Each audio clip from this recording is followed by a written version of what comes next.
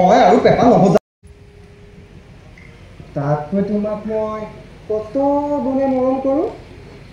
তেন্তে মোক পেপাটো দিয়াচোন। এইটো লোৱা।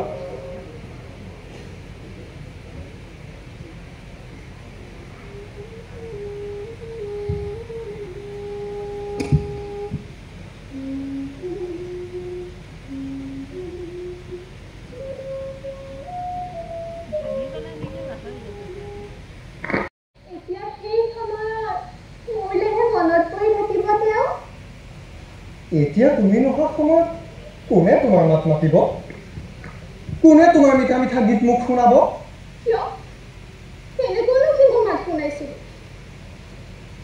মোৰ হিয়াৰ মাজত সোমাই থকা ৰূপালীমৰ মাতটিয়ে এই পেপাৰ বিন্ধাই বিন্ধাই ওলাই আহি তোমাৰ দৰে মোক তোমাৰে গীত গাই শুনাইছিল। ৰূপালী, তুমি কিয় ইমান নিমনীয়া বাৰু? এতিয়া তুমি নোহোৱা সময়ত তুমি